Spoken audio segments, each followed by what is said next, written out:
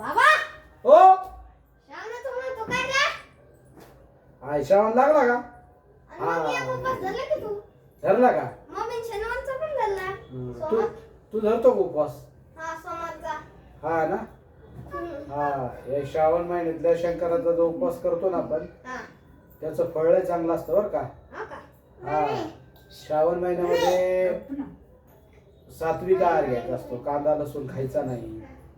त्याच्यानंतर मम्मी टाकते भाजी. साध्या साध्या भाज्या खायच्या. मम्मी टाकते भाजी कांदा लसूण. हा मम्मीला सांगायचं तू कांदा लसूण टाकू नको मम्मी आजपासून कांदा लसूण टाकू नको.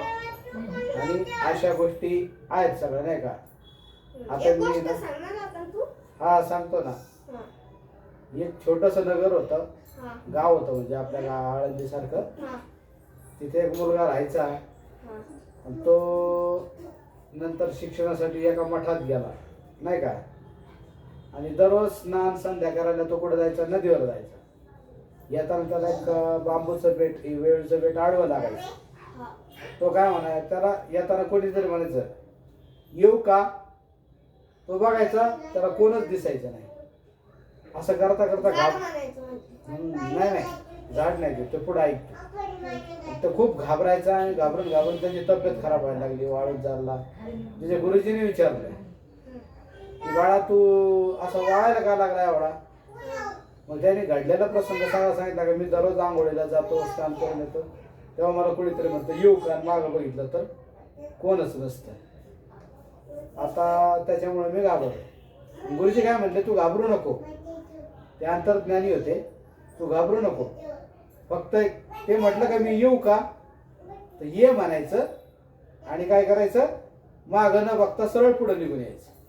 काय करायचं मागं न बघता सरळ पुढे निघून यायचं. आणि मग काय झालं तो परत आंघोळीला गेला आणि त्याला ते म्हणलं येऊ का.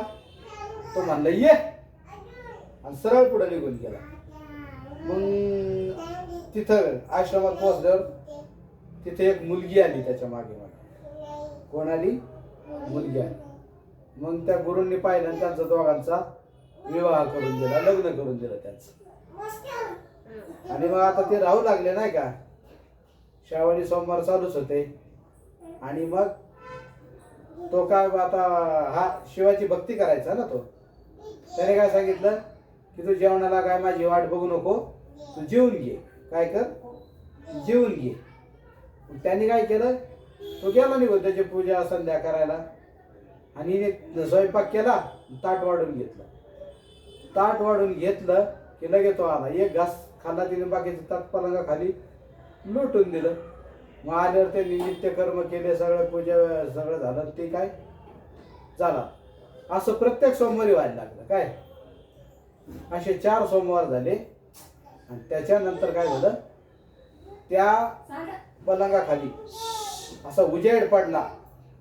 त्यामध्ये काय होतं माणिक रत्न मोती याचा उजेड पडला. हा मग शंकराची भक्ती तिला उपवास घडला ना खाता. हा आणि मग तिला विचारलं त्यांनी हे कुठून आणलं. ती म्हणली माहेरहून आणलं. म्हणली चल मग आपल्या माहेरी जाऊ. आता तिला प्रश्न पडला बांबूचं बेट हा तिथं कुठं माहेर असणार, ती एकटीच राहायची. पण मग तिने शंकराला हे केलं की प्रार्थना केली की मला काही वेळेपुरतं माहेर दे, काही घटकांपुरतं माहेर दे. मग तो गेला तिथं गेला. तिथं त्याला मग कोणी म्हणायचं अरे आपला जावई आला, कोणी म्हणे आपला मेहुणा आला, कोणी म्हणे आपला भाऊजी आला, कोणी म्हणे आपला दाजी आला. त्यांचा सगळा सत्कार झाला. काय आणि तिथून ते निघाले. तिथून ते काय झाले निघाले. पण तिचा एक हार त्या खुंटीवर तसाच राहिला, गळ्यातला हार. मग तो म्हणला चल परत जाऊन आणू. जाऊन आणू. तिथं जाऊन पाहिलं तर हारही नाही, माहेर नाही, काहीच नाही. मग तिने त्याला सगळे घडलेला प्रकार सांगितला. ती शंकराची भक्त होती. म्हणजे मित्रांनो बघा तुमच्या भक्तीमध्ये एवढी पावर आहे, एवढी पावर आहे की तुम्ही देवालाही वश करू शकता. त्या मुलीने देवाला वश केलं. तिला माहेर मिळालं तिच्या भक्तीमुळं.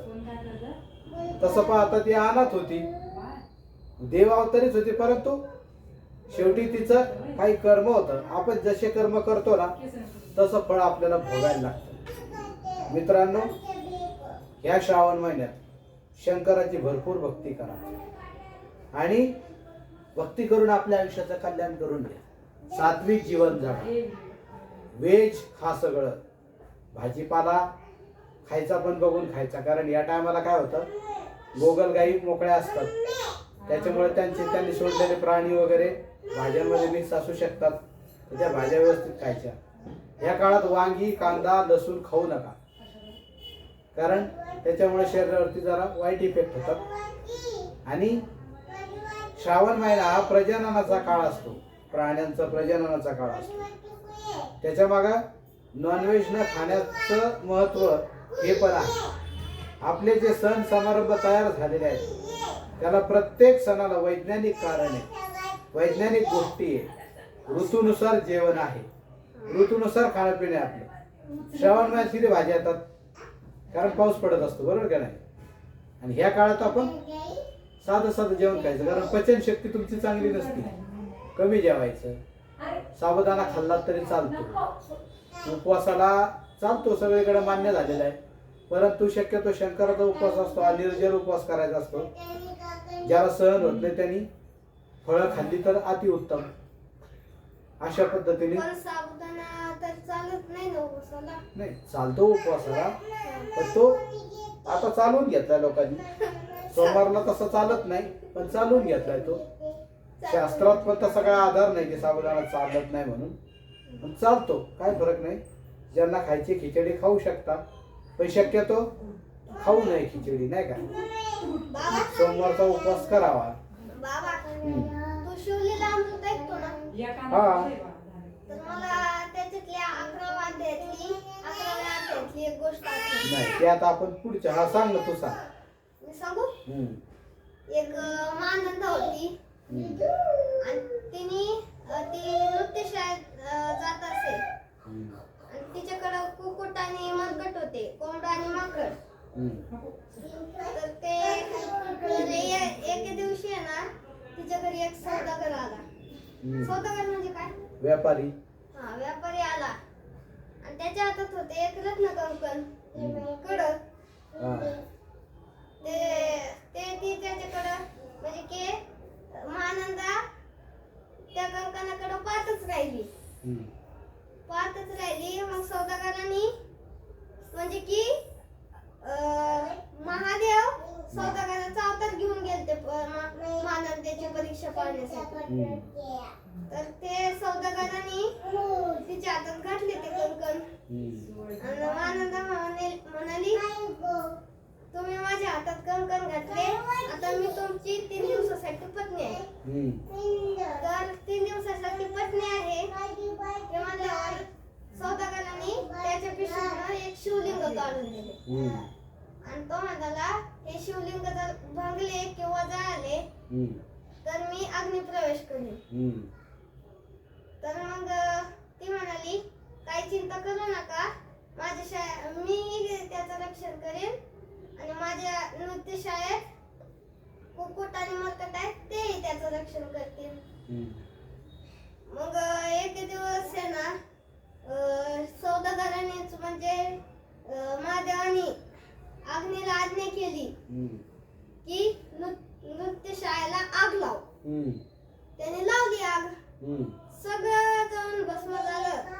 कुकुट आणि मरकटाला आहे ना महानंदीने सोडून दिलं. आणि सौदागराने विचारलं, माझं शिवलिंग आहे ना सुरक्षित? मग ते म्हणाली, ती नृत्यशाळा जाऊन भस्म झाली. सौदागर चिडला.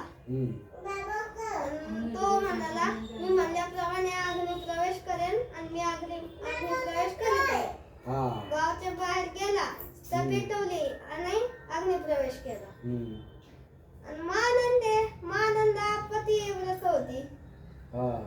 मग तिने सगळी संपत्ती ब्राह्मणाला दान केली आणि तिने अग्निप्रवेश केल्यावर म्हणजे की चिता पेटवली, उडी मारायला गेली की तिथं भगवान शंकर प्रकट झाले. त्यांनी चेंडू लावून झेलून घेतलं तिला. ती म्हणली आणि ते म्हणले मी तुझ्या भक्तीने प्रसन्न झालोय, मग तुला काय हवंय.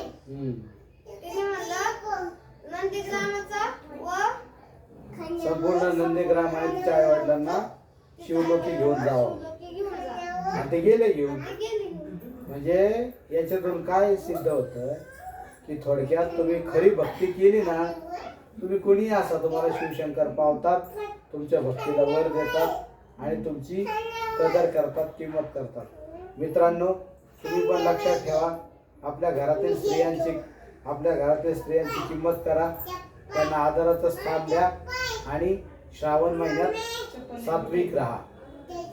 मित्रांनो, ही विनंती लाईक शेअर सबस्क्राईब नक्की करा. तुम्हाला आमची कथा कशी वाटली आम्हाला नक्की कळवा आणि कमेंट मध्ये ओम नमः शिवाय किंवा हर हर महादेव लिहायला विसरू नका. ओम नमः शिवाय. ओम नमः शिवाय.